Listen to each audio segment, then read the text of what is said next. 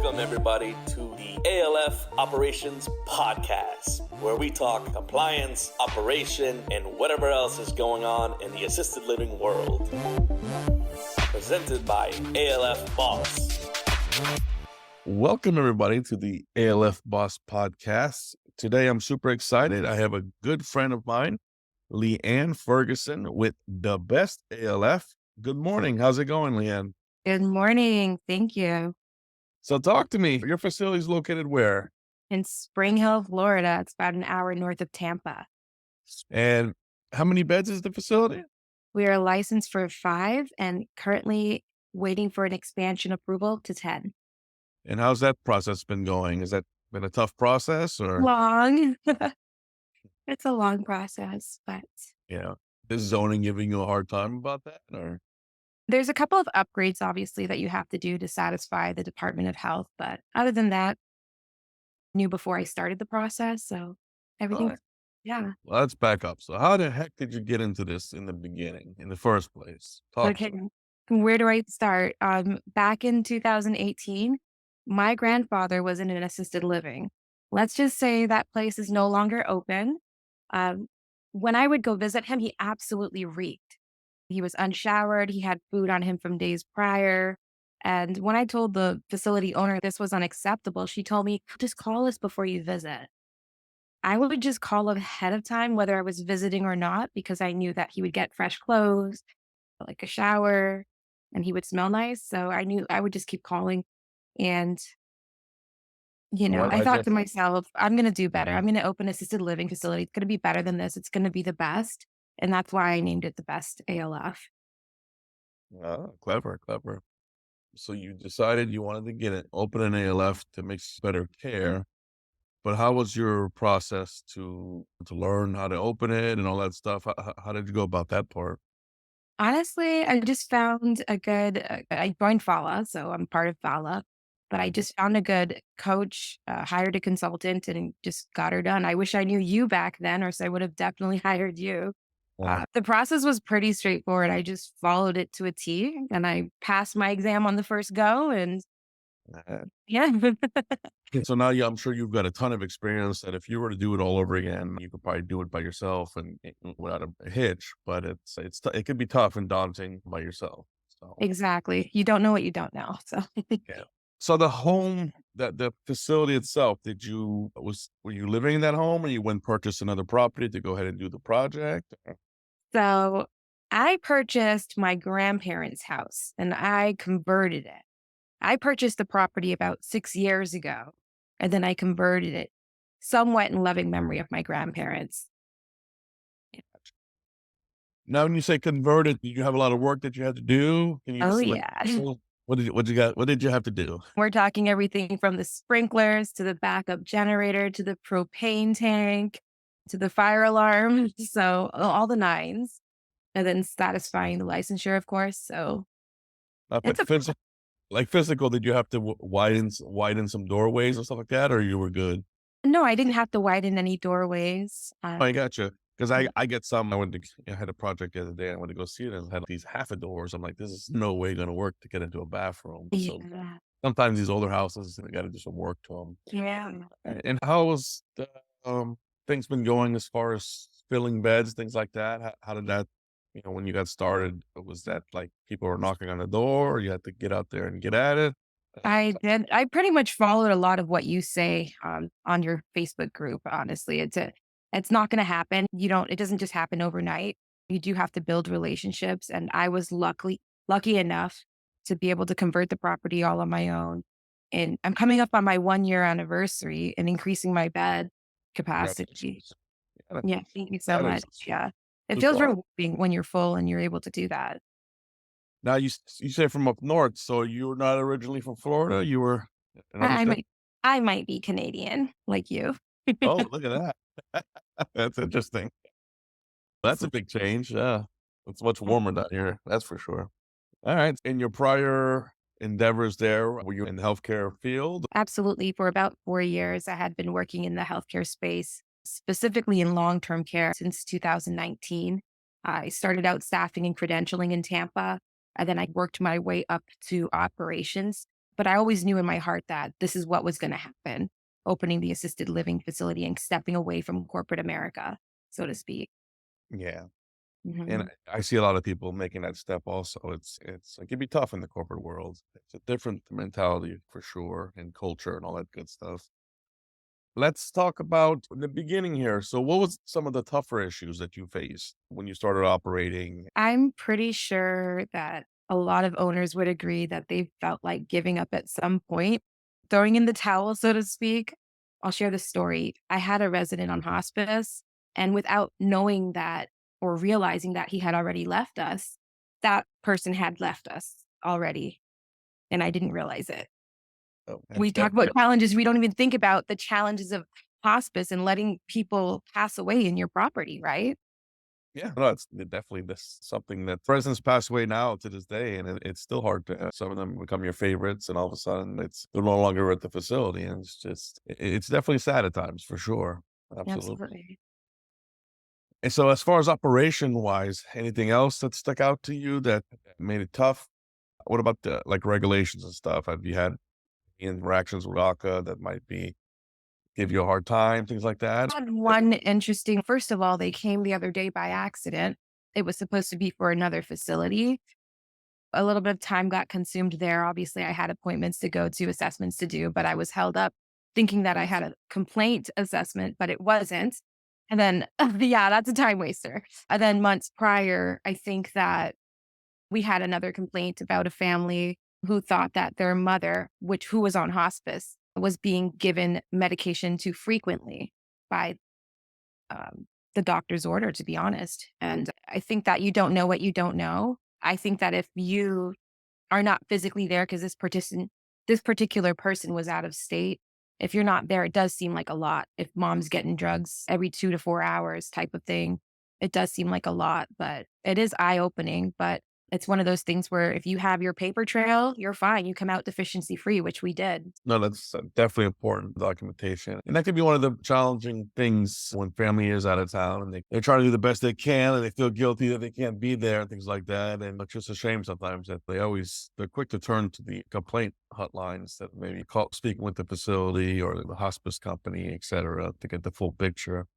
That is one of the more frustrating things. The majority, I say like 80% of complaints can be resolved if you just communicate with the administrator of the facility.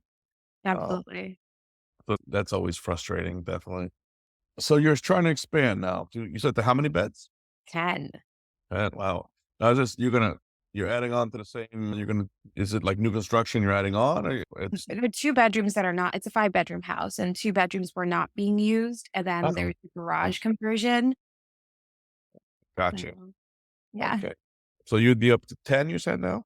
absolutely, yes. So that's definitely a good number. Financially, it starts to make a little bit easier on you. Definitely the more beds, the better, of course.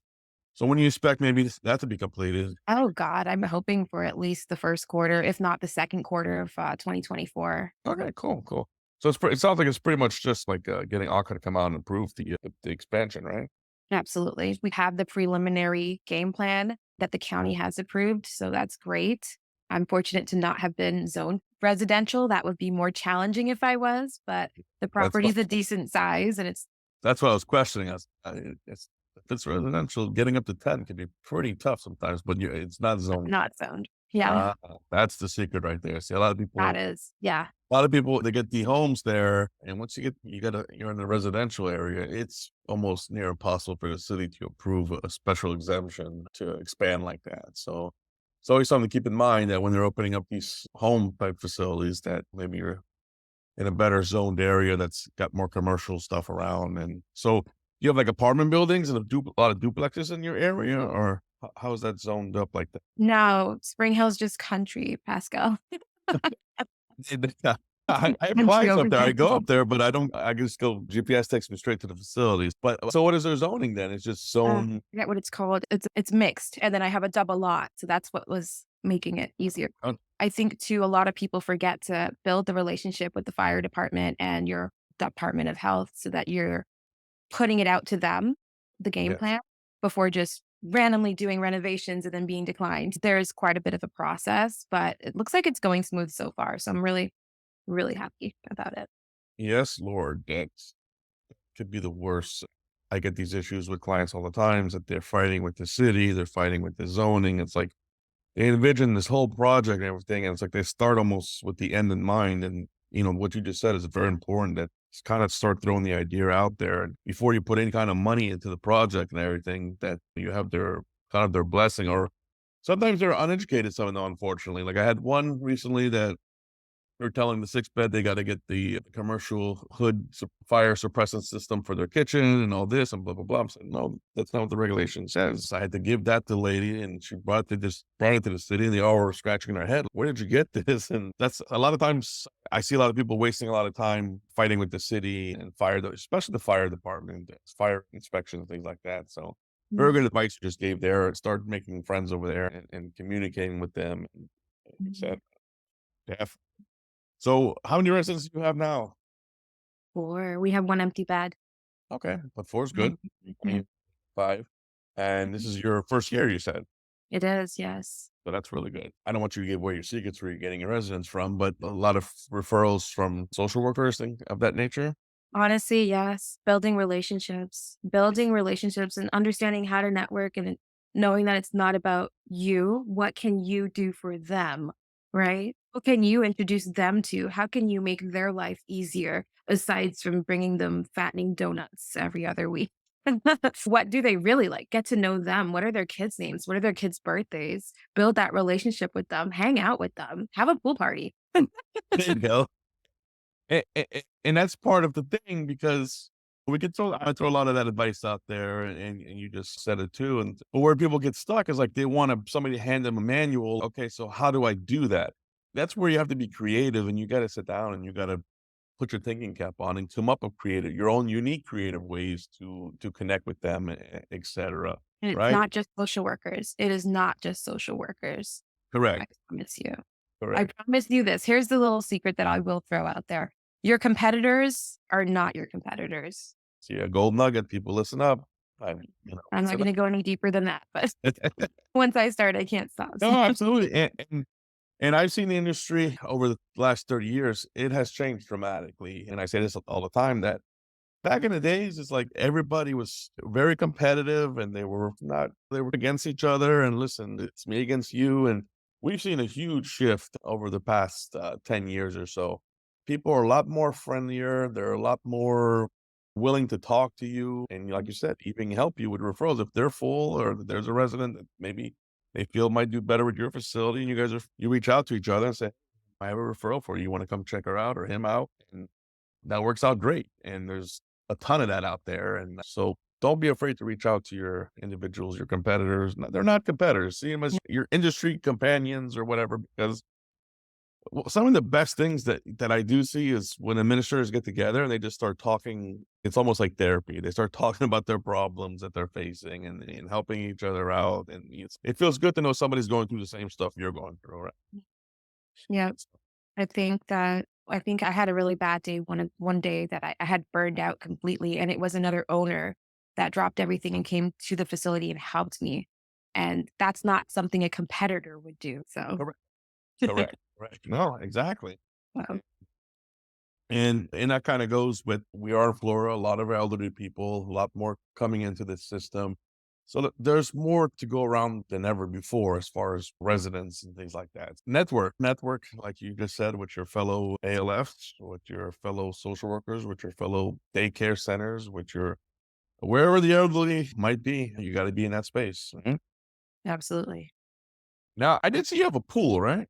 I do. No, I saw you tour. You had a nice video there of the tour and everything. Is that do they use that at all, or there's Let me tell you how I had this vision of doing aquafit with them and having them exercise. They don't want to get in. yeah, no, It's it's just unless you get and that's what I was asking, unless you get to that other either you come across a resident who's been a swimmer for, like, ever, or, like, the very high functioning, we're talking, like, the ones that stay in the really nice fancy places. My facility, we actually had a huge Olympic-sized swimming pool because it used to be like a motel that we converted. And I grew up in that pool, and all the neighborhood kids, we'd be in that pool almost on every single day. At one point, though, it came that nobody was using it, and insurance wanted to charge an arm and a leg, so they had to put the old bulldozer and fill her up with dirt, and that was pretty sad. That was like all our childhood memories in there. But it was a huge pool back then. It was crazy. But yeah, we do find that. But it looks good and everything. And you might come across a resident one day that maybe a physical therapist could work with them, etc. Yes. So good old Spring Hill. It doesn't look that country. Depends, man. I gotta stop by next time I'm up there. We we just got sidewalks. I mean, I was talking to some other young ladies. I forget what park. They're close to Ocala or something, a little small town. And they're like, Pascal, we are for real now. We just got a Chick-fil-A in our town. I was like, wow, you're getting sidewalks, right? So that's Yeah. exciting. All right. You guys have like horses over there and stuff, or what's going on? Horses? Oh my goodness. There is a facility, I won't say who, but there's horses right next door in the front yard, like in the front lawn, horses. So it's country. Now, it's a house or a facility? It's a residential house facility, like residential assisted living. Oh, Yeah, it's well, country. cool. Yeah. How the heck did you end up in the country? Oh, that's the story. After my grandmother passed, I moved Oh, they down. were living okay, so they first went to the country and then then you Yeah, came they on back. lived here. Okay. It's quiet though, right? It's quieter than the and you're not too far from Tampa, right? No, I'm about 45 minutes if I'm driving, but the average person, it's an hour. So if you want some city in your life, you're not too far away. Yeah. But it is developing up there, like Port Richey and stuff. That's like night and day. All the construction that's going up there and all the people that are moving there is just wow. Yeah, I Yeah. see a lot of people applying to work from there a lot. Like, Yeah. I think I have it So working for me from Hudson's. so enjoy your country while it lasts, because unfortunately everything seems to be like getting developed eventually. So that's crazy. Mhm. And so that's it. I'm pretty proud of you. So it's only been 1 year. I thought you were doing this a little longer. So 1 year, you got it up and going. You're ready to expand to 10 beds. So that's awesome. Super. Um, so somebody new into the industry, what would you tell them? A little bit of advice Honestly. besides hiring a consultant. We already hit that point. But I think that, you said it really the other day. One of my favorite quotes from you. Managing an assisted living facility is far from just a job. It's a calling. And my thing is just don't give up. that's the hardest part, and it's hard to explain what challenges they're going to face mentally, right?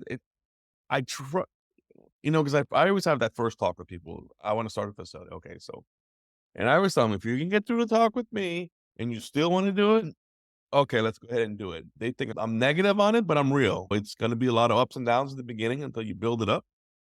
It's going to be tough. You're going to have good days and then you're going to have bad days and stress. And it changes your life at the beginning for sure. Vacations and things like that. You got to put that in the back burner a little bit until you get established. Absolutely. Yep. Absolutely. I scared the crap out of somebody recently, and I did it on purpose because they come from the investing world and they have Airbnbs and rental properties and they want this because they heard they can get 5K a bed. And I'm like, okay, let me tell you something.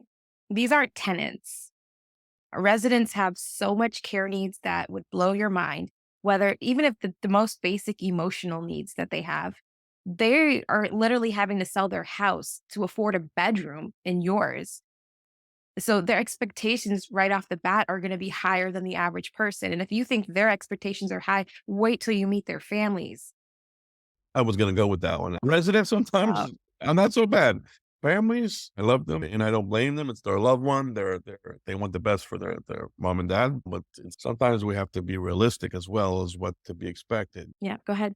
And it's a healthcare setting. So there's all kinds of moving parts, right? It's not just an Airbnb or an apartment you're renting. Then you got to monitor a person's health. You're responsible for that. And that's why we're regulated by the Agency of Health Care Administration, right? So it's a whole nother, it's not just making food and making, cleaning the facility and things like that. There's a healthcare that you're responsible for, right? Absolutely. Absolutely. So I would challenge any investor. I would challenge any investor to be an owner operator and operate it themselves, even if they say they're going to do it for 90 days. Get your feet wet. Because if you come out with anything at all, you'll probably appreciate your employees a little bit more once you see what they have I to mean, do. I have a video on that one. I got out there. I always tell them, I said, you need to do that. You need to learn how to run your own show because you can be an investor, but like I said, you're responsible for people's lives, right? And let's say you have an administrator who runs your facility, and all of a sudden they're not under contract that they have to work for you forever. They can show up tomorrow and say, I quit. I'm walk out the building. Right? Yeah. Now you're the investor. You have no idea how to do any of this stuff. Now, what's going Yep. to happen with this facility? Yep.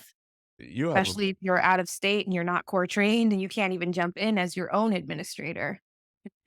talk about a mess, right? And we're talking on a smaller scale there. If you go on an even bigger scale, you have more lives and more. It's just a big disaster. I definitely always I cringe when I see it's just an investor that's not going to be hands on, and they're like, "We want to make an assisted living facility," and I'm like, "Are you going to operate it?" And we're like, "No." I said, "So you're going to hire somebody to run this?" They're like, "Yeah." I'm like, "Hey," back in my mind, I'm just like, "This is."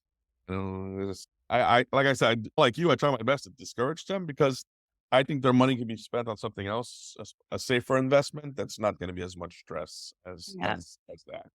Now, if you want to make a difference in the world and you're going to be hands on and you're going to save costs by doing some of the work yourself, and then if something does go wrong, you can throw your scrubs on and show up to the property and nothing ever happened. That's a different ball game. But um, absolutely. it just Like, there's just a lot of people peddling stuff online out there to make money to sell courses on how to open facilities. They're misleading a lot of people to me. It just really aggravates me because I watch some of the content out there and it's just like this is going to be easy investment and it's almost blatant lies. And I cringe because a lot of these people trying to get into this business are getting it because of that they're going to get this big revenue and it's going to be easy and just it irks me. Sorry. like you said, it's a calling. So I do for my residents what I couldn't do for my grandparents. And I literally feel like they're watching me because this was their property, right? You can't fake that. Everybody should have a legitimate reason why they're doing it, and it should come from their heart. So if it doesn't, think about other investment opportunities out there. Yeah, because you're not going to be successful. More likely, if it's a smaller facility, larger ones you can hire. You got a manager for this, a manager for that, a team leader, and all this other stuff. It's a little easier as far as that for investors. On the smaller scale, though, those are the ones more important to think that you're you don't have all those managers and everything in the smaller setting. So if you did invest in a smaller setting, a 6 bed or other places they call them RALs, I think they're calling them Yeah, residential RALs. RALs. Right. When I hear that word, I cringe because I already Arizona, just kidding.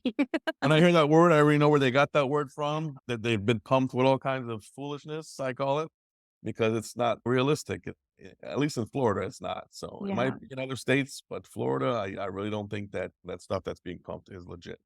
But I respect that they're coming from a place where they think they mean they do. Yeah, they do. Uh, but like I said, as far as if you're going to put your hard-earned money that you've saved up into this project, just be ready. Be ready for what's in there and surround yourself with good people. If you're in Spring Hill, you remember that Leanne is not going to be your competitor. She's going to be there to help you guys out, vice versa with other people in the area. So listen, it's been time flies. We're having fun. So time is already up here, and I just want to thank you and for the amazing job you keep doing. You're definitely an inspiration. It's been only 1 year, and you've definitely built a beautiful community, and you've gained a lot of knowledge. And thank you so much. Absolutely. And I'll see you soon. I got to come up there and see those horses next door. Absolutely. I'll show you where they are and the mermaid. Mermaids. Oh, we'll talk about that later. That was a pleasure. Take care. All right, take care, honey. Bye bye.